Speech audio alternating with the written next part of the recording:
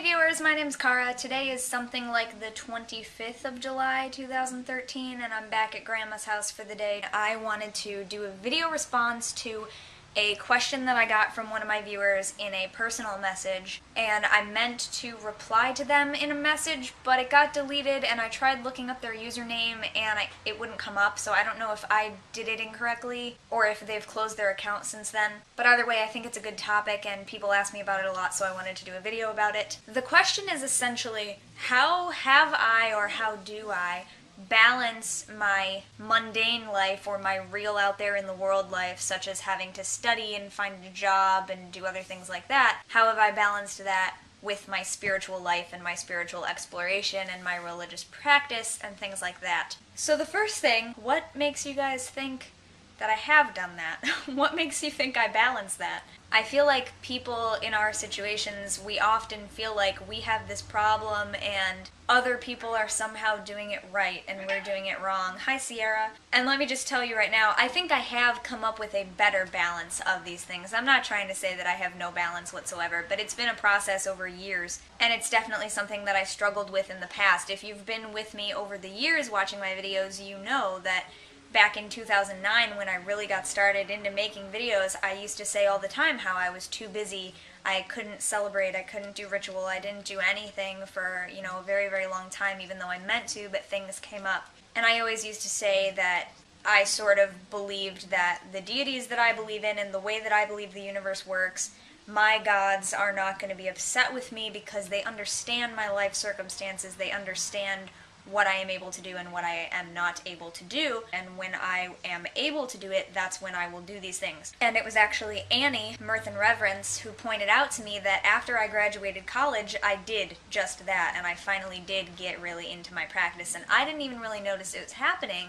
because it was just a logical thing. When I no longer had to study and be places all the time, the thing that I just automatically did was my practice. And she messaged me at some point and said, you always said that after you graduated and had more time, you would work more on your practice, and I'm glad to see that that's what you've done. And I didn't even realize it had happened because it happened automatically. So in a way, I think that if your religion and your spirituality is really that important to you, and it really is just that you're too busy, then you will pretty much automatically, when you're no longer too busy to do it, that'll be the thing that you do. That'll be what you want to do and what you want to spend most of your time on. So yeah, when I was in high school, most of my practice was just reading and doing little things, because in high school, you feel like at the time that you don't have time, but then years later you look back on it and man, like I had a lot of free time in high school, other than when I was doing theater stuff. But that was pretty much all I could do back then. My mom sort of knew about my practice, but there wasn't really much that I wanted to do. I didn't have other pagan friends really, so I wasn't like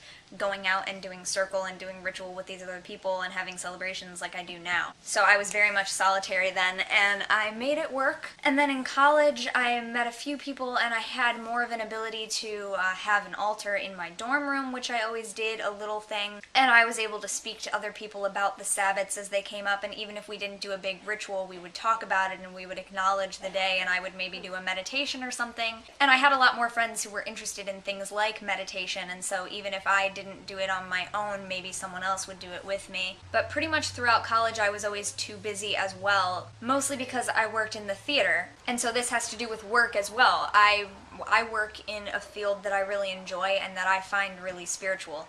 I have done plays and shows that are about pagan themes, if not directly about paganism, but like we did hair and there's a lot of ritual things in that and a lot of meditation involved. I was in The Last Days of Judas Iscariot, which is about Christianity, but that was just about religion in general for me, and so I was able to, as an actor, think about how does this fit into my worldview and what can I learn from this.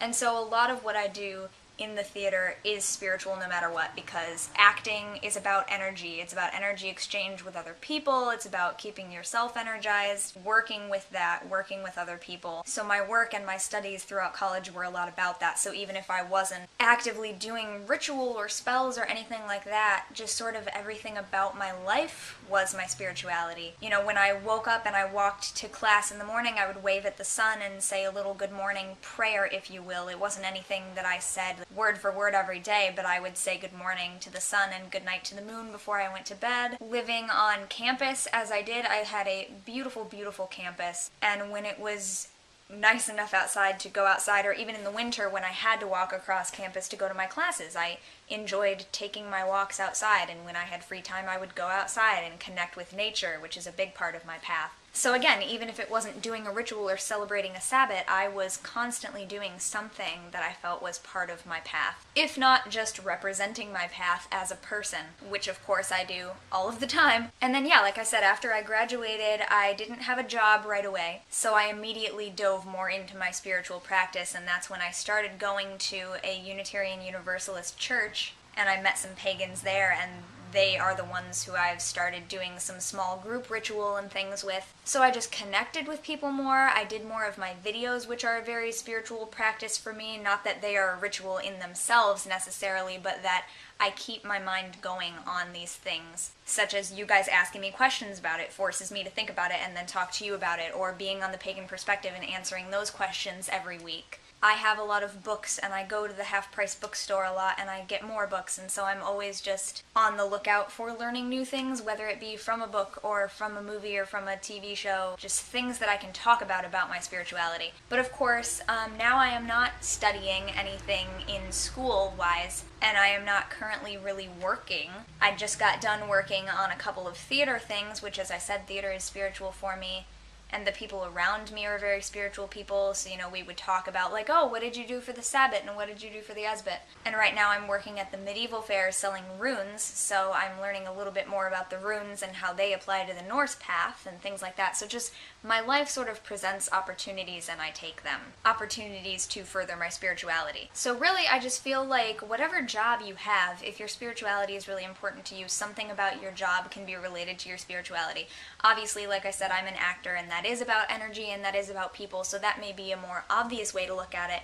Or people who are in the nursing field or directly taking care of people, that's very clearly spiritual because you can work on healing if you feel that you're a healer. Energy exchange between people, absolutely. When I was a housekeeper in a medical facility, that's a lot what it was for me. And I loved just going around and seeing everybody's little religious things that they had on their tables, because when people are sick, that's when lots of prayers come in, and so they had all the little crosses and angels and just sort of miniature altars for them to heal themselves, and it was just a learning experience for me of how do these different people manifest their beliefs in this situation. But for example, let's say, I don't know, if I were an accountant, I would probably be even more interested in numerology than I am now, because I would be working with numbers. Or I have a friend who is a math teacher, same thing. I have a friend who's an English teacher. Again, that's working with kids, working with students, but the written word itself is very powerful, and you can do magic a lot with that. I wanted to work at garden shops, which would have been awesome because that would have been a way to further my knowledge about plants and how they're used in magic. If I were a firefighter, I would be concentrating more on fire elemental stuff. If I were a swim teacher or a lifeguard, obviously I would be focusing on the water aspect over the summer. Do you see what I mean? I feel like there's something that you could get out of everything. And then as far as my studies went, I was taking English courses, I was taking psychology courses, which was always teaching me more about how people think and how people believe, and any chance that I get, I make my studies and my work about my religion. So when I was in junior high, I think it was 7th grade, we had to do an assignment of, we had to put together a magazine, and it could be on any theme that we wanted, and so I chose to do it on healing herbs in Wicca and witchcraft. So part of the assignment was to draw pictures and write poems and write short stories and things like that, and I just made them all about herbs, and I did my research on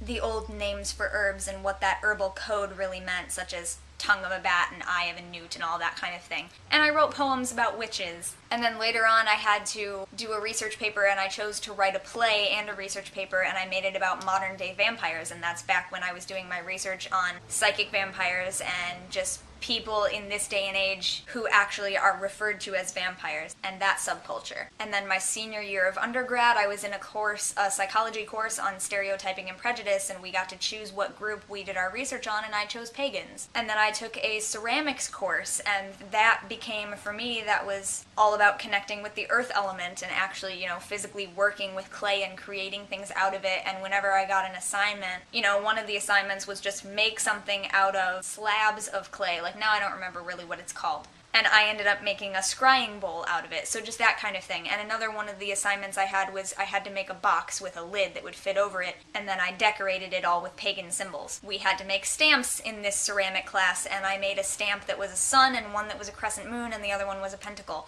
Stuff like that. So any opportunity I get to bring my religion and spirituality into things, I do. This video is getting really long. I'm sorry I didn't write down my notes. I'm rambling. But that's just the kind of thing I wanted to give you guys to think about. The person who asked me the question and anyone else who's kind of struggling with it. Obviously my experiences are not the same as yours. You might not be taking a ceramics class or a psychology class, but in that sort of way, sort of challenge yourself to find how whatever you're doing can fit into your worldview and your practice. And it doesn't have to be doing ritual or doing a spell, but it can be learning things about the world and how you see it. Or it can be working with a specific element. Simple things like doing the dishes can become connecting with the element of water. Or, for example, any time that I take a shower, it's a cleansing, clarifying experience. Go outside, be around people, no matter where you are. Energy is everywhere, magic is everywhere, so there should be something that you can get out of everything in this regard.